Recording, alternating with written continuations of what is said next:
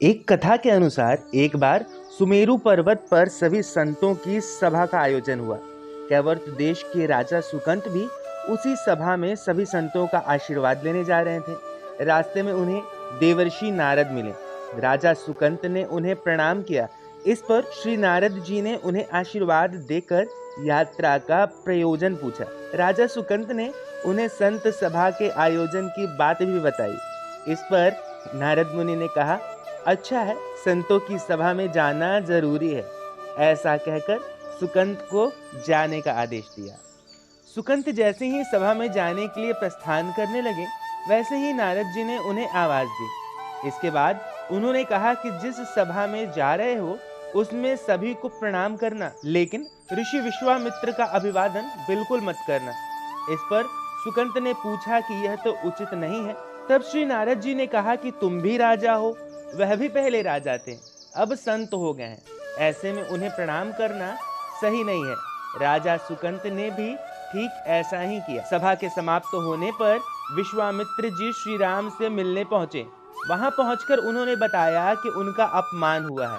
वह इसे भूल भी जाते हैं, लेकिन यह तो संत परंपरा का अपमान है। राम ने पूछा कि गुरुजी क्या हुआ? तब विश्वामित्र जी ने कहा कि मेरा अपमान हुआ है। राम जी ने पूछा कि किसने किया? तब विश्वामित्र जी ने पूछा कि जानकर क्या करोगे? इस पर श्री राम जी ने कहा कि गुरुजी, आपके चरणों की सौगंध लेकर प्रतिज्ञा करता हूँ कि जो सिर आपके चरणों में नहीं झुका उसे काट दिया जाएगा। कल सुबह मैं उसका वध करूंगा। श्री राम की इस सौगंध का जैसे ही राजा सुकंत को पता चला, वह नारद मुनि को ढूंढने लगे। काफी देर तक वह परेशान रहे, लेकिन नारद मुनि उन्हें मिल नहीं रहे थे। व्याकुल होकर जब वह रोने लगे, तब नारद जी प्रकट हुए। सुकंत ने हाथ जोड़कर उन्हें सारी बात कह सुनाई, साथ ही प्राण दान की विनती की। इस पर नारद जी ने उन्हें माता अंजनी की शरण में जाने की सलाह दी। यह भी कहा कि अगर उन्होंने तुम्हें बचाने का वचन दे दिया तो तुम जरूर बच जाओगे, लेकिन यह भी कहा कि वह किसी को यह नहीं बताएंगे कि नारद जी ने उन्हें यह सलाह दी है। राजा सुकंत के रोने की आवाज सुनकर माता अंजनी बाहर पहुंची। तब उन्होंने कहा कि माता, मुझे बचा लें, अन्यथा विश्वामित्र जी मुझे मार डालेंगे। इस पर माता अंजनी ने सुकंत को उनके प्राण बचाने का वचन दिया। उन्होंने कहा कि तुम शरण में हो, तुम्हें कोई नहीं मार सकता। इसके बाद राजा सुकंत को विश्राम करने के लिए कहा। शाम ढले जब हनुमान जी माता अंजनी के पास पहुंचे तो उन्होंने सारी बात बताई, लेकिन सुकंत को बुलाने से पहले पवन सुत से सौगंध लेने को कहा। तब श्री हनुमान जी ने कहा कि वह श्री राम के चरणों की सौगंध लेते हैं कि वह सुकंत के प्राणों की रक्षा करेंगे। तब माता अंजनी ने राजा को बुलाया। हनुमान जी ने पूछा, कौन तुम्हें मारना चाहता है? तब सुकंत ने बताया कि उन्हें राम मार डालेंगे। इतना सुनते ही माता अंजनी हैरान रह गई। उन्होंने कहा कि तुमने तो विश्वामित्र जी का नाम लिया था। तब राजा ने कहा कि नहीं, वह तो मरवा डालना चाहते हैं, लेकिन मारेंगे तो राम ही। हनुमान जी ने राजा सुकंत को उनकी राजधानी में छोड़ा और श्री राम के दरबार में पहुंचे। वहां पहुंचकर उन्होंने राम जी से पूछा कि वह कहां जा रहे हैं।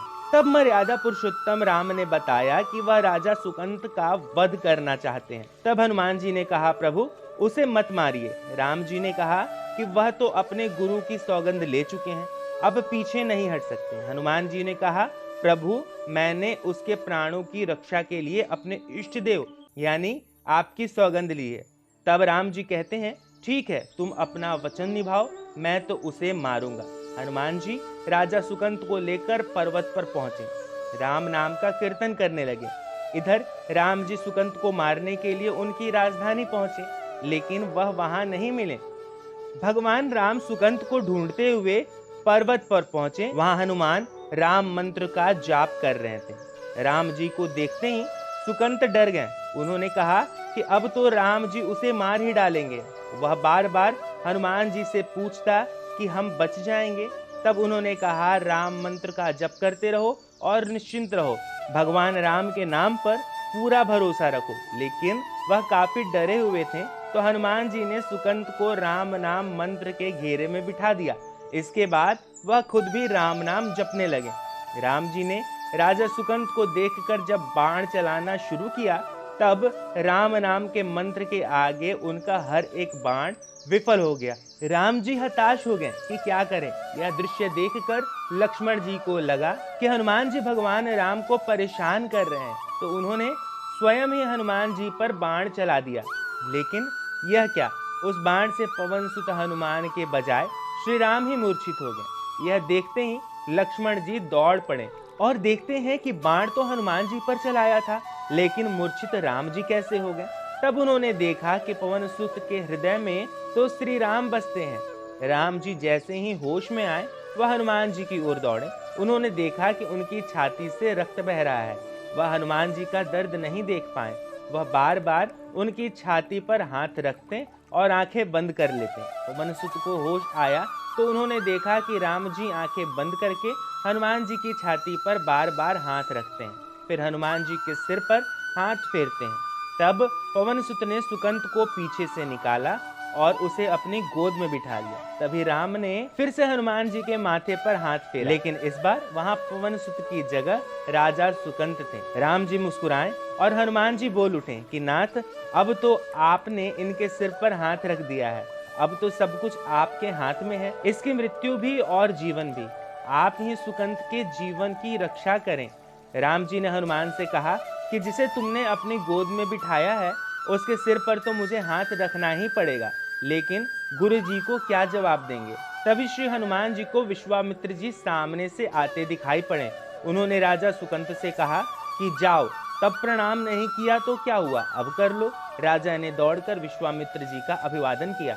वह भी प्रसन्न हो गए और बोले, राम, इसे क्षमा कर दो, मैंने इसे माफ कर दिया है, क्योंकि संत का काम मिटाना नहीं बल्कि सुधारना होता है। यह भी सुधर गया। उन्होंने सुकंत से पूछा कि संत का सम्मान न करने की सलाह तुम्हें किस कुसंग से मिली। राजा सुकंत विश्वामित्र जी से कुछ कहते इससे पहले नारद मुनि वहां प्रकट हो गए। उन्होंने सारी घटना कह सुनाई। तब विश्वामित्र जी ने पूछा कि नारद, तुमने ऐसी सलाह क्यों दी। तब नारद जी ने कहा कि अक्सर ही लोग मुझसे पूछते थे कि राम बड़े या राम का नाम, तो मैंने सोचा कि क्यों ना लीला हो जाए, कि लोग अपने आप ही समझ लें कि भगवान से अधिक भगवान के नाम की महिमा है। दोस्तों, यहाँ समाप्त होती है भगवान राम और हनुमान जी से जुड़ी एक रोचक कथा।